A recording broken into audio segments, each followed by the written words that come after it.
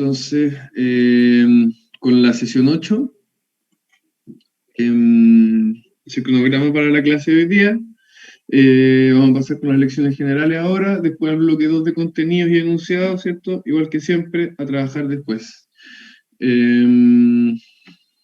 Así que vamos nomás con las lecciones generales, Colo. Ya.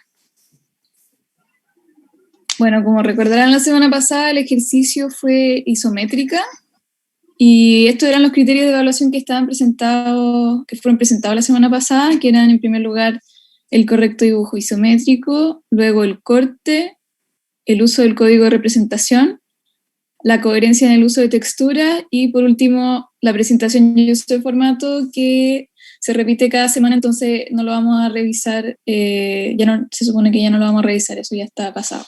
Siguiente. En primer lugar, el correcto dibujo isométrico. Esto significa que los ángulos que fueron escogidos correspondían al método de la isométrica, que eran 30 grados, no lo anoté ahí, pero me imagino que ya lo saben, estos son 30 grados y estos también. Siguiente. ¿Hubieron algunos trabajos presentados que no correspondían con esos ángulos, como por ejemplo este, pero de igual manera, al parecer se entendió como el método de como correspondencia entre los distintos lados, solamente que no pudo cumplir con el ángulo que le fue solicitado. Siguiente.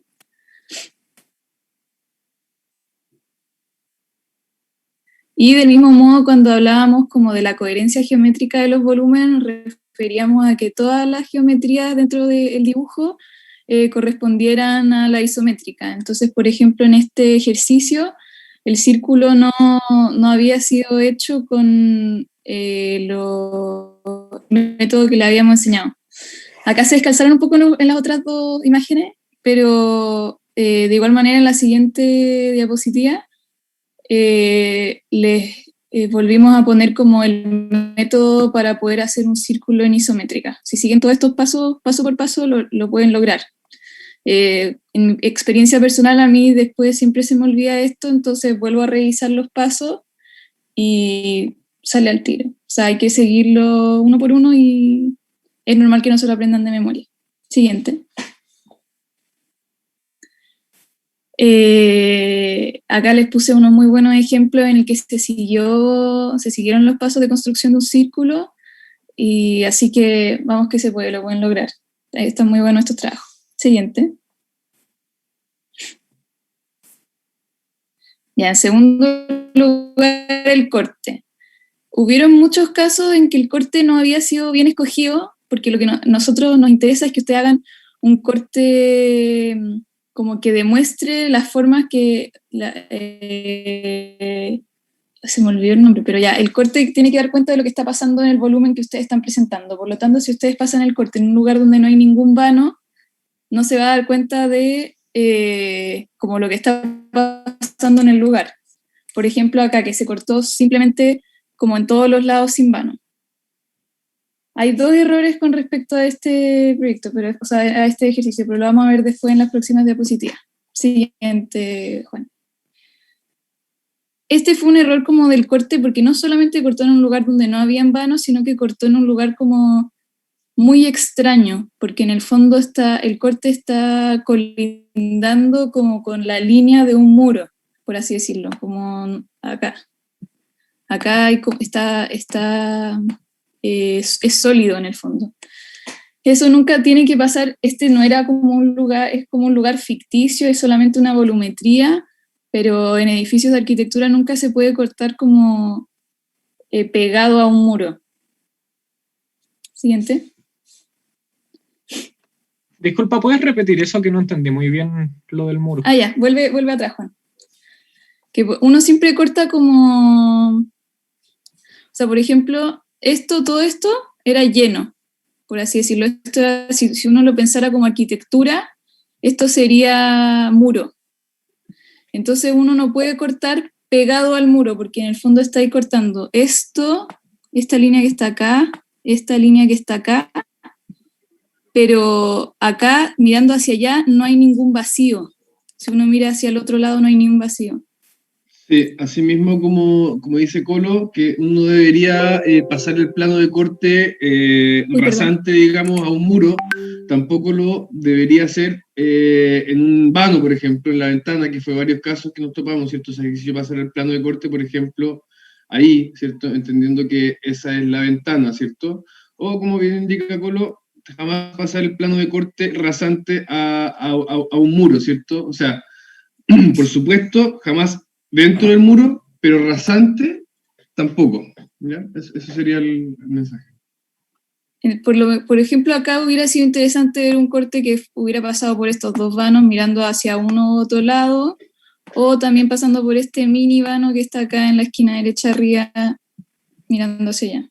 Pero el corte que fue escogido no es representativo, por así decirlo, como de eso. Siguiente. Y sí, dale.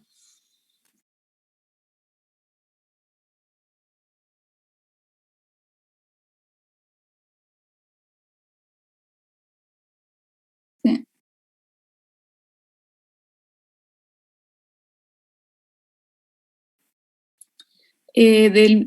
O sea, con respecto a este dibujo también, y esto pasó muchas veces, cuando ustedes hacen una axonométrica explotada en la que el corte se pone como en valoración, o sea, como que se quiere dar cuenta del corte del objeto, simplemente se tira un poco más atrás la otra parte de la isométrica para que se pueda contemplar en su completitud del corte, porque acá esta parte de acá se veía un poco, se veía tapada en el fondo. Simplemente lo tienen que tirar un poco más atrás. Siguiente.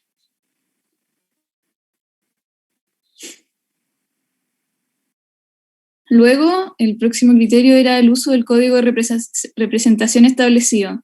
Muchas veces esto tenía como directa incidencia en la comprensión del trabajo que estaban presentando. Si no se valorizaba bien, uno tendría como a enredarse en la lectura del dibujo. Siguiente.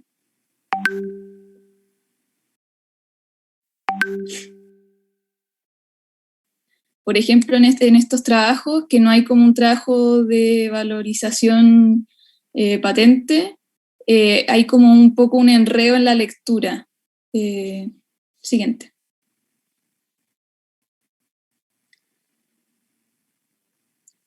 Este trabajo, o sea, nos pasó mucho que en la gran mayoría de los trabajos no valorizaban bien la línea de corte. Nos pareció muy bien valorado este trabajo, si bien no fue terminado, le faltan las texturas, pero se entiende bien la volumetría y se entiende perfecto el corte. Si bien le pasa lo mismo que el trabajo anterior, que debería haber tirado la otra parte de la isométrica un poco más atrás, pero se entiende bien el corte. Siguiente. Acá, si bien la línea de corte no es más gruesa que